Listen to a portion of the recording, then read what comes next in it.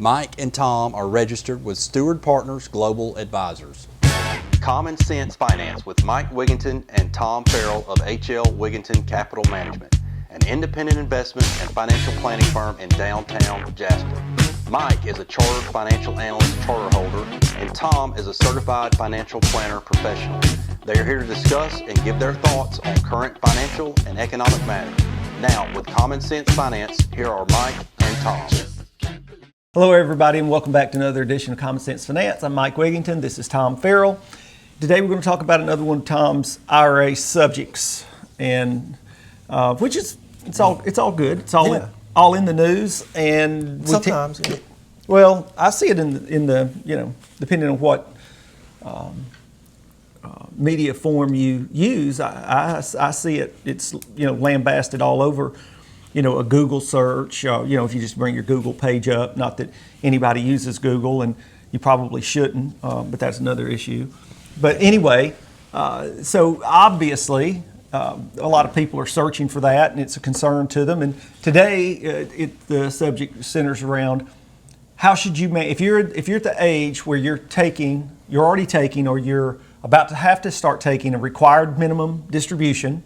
Okay, we talk about what that is for folks that don't know. How should you manage that? What sort of forethought should go into that?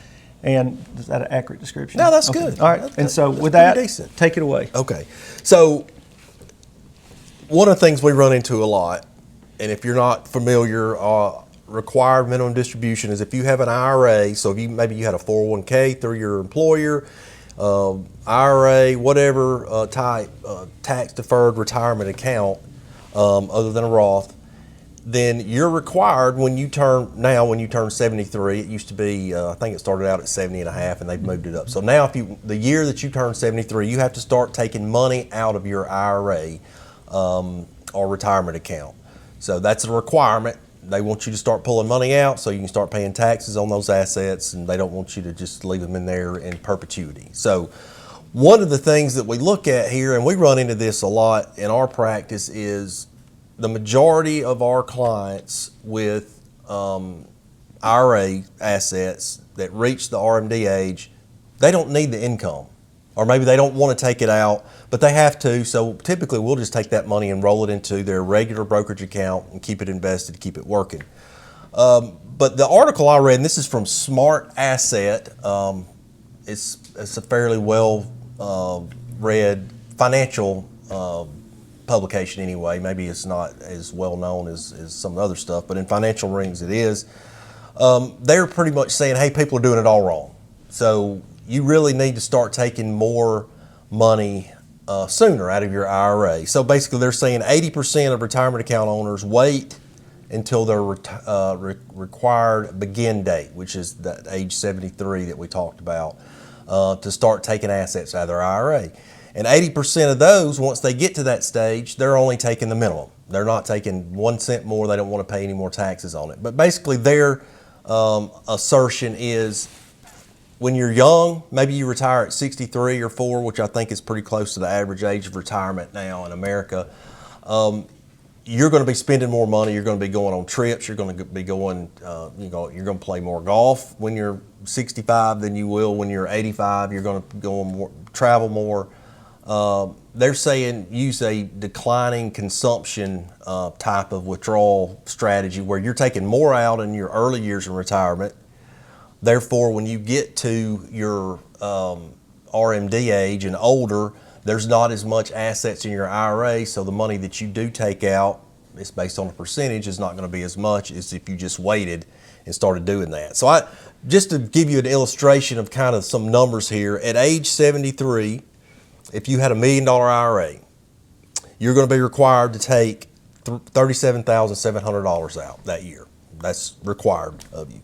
At age 83, you're going to be required to take $56,500. Assume you still have $1 million, the constant number. Yeah.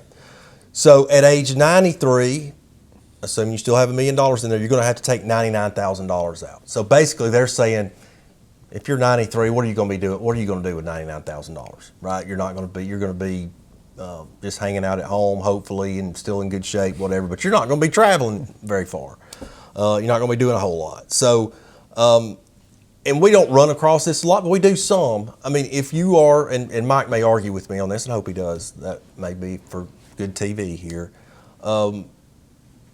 If you want to maintain your lifestyle and you have sufficient assets in an IRA where you can start taking them out maybe earlier in your retirement before you turn 73, it may make more sense for you to do that and get benefit of those assets that you've worked so hard to save up, all your working career and enjoy yourself. Other people might say, well, you need to make sure you hang on to as much of that as you can, because when you get, and this is another podcast we're going to do later, when you get to a certain age, most people are going to need some type of care. So you want to make sure you have plenty of money left over to handle those kind of things. So it's kind of a balancing act, but it's one theory where most people just going to, hey, we're just going to take the RMD and that's it. This is saying, hey, let's look at maybe a strategy where we're taking a little bit more money out earlier in retirement when we need it more. So does that make sense? Well, the thing that makes sense to me most of all is that I don't care what publication that you choose. Most of these people are just grasping at straws for something to write about. Yes. And it's always been this way. Today on social media, they call it clickbait. They'll come up with some title to get you to open the article to click on it. Yeah. But I don't look. It all depends on the person's situation. What these folks are describing doesn't reflect any really particular experience that I've had with real live people, clients. It usually falls into one of two groups. You've either got folks that have plenty of money to fund their lifestyle, and then it's all a pure mathematical, an objective mathematical exercise, and it is the longer that I can put off paying taxes, the better my return is. Okay, yeah. The longer I put off the outflow, which would be a payment of taxes at any particular discount interest rate, the better my return is. Or the other side of that, the other type of circumstance is where you have folks that are struggling to pull things together in terms of funding or affording the lifestyle that they think they want to live. Right. And we start talking about, hey, try to push taking your Social Security off to 70, because it goes up every year. You wait until age 70, your payment goes up 8% a year, and it's hard to find a guaranteed 8%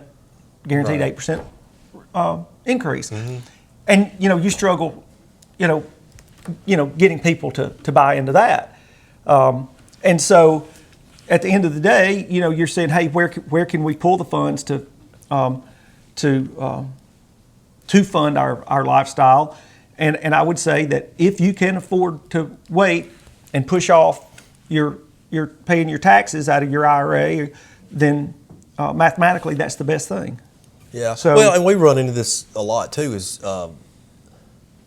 some people, the majority of their assets are in a 401k or some type of retirement account. So, in that situation, you're pretty much, if you have to have those assets to maintain your lifestyle, you're going to have to start pulling out of there. That's a given. But a lot of this comes down to planning.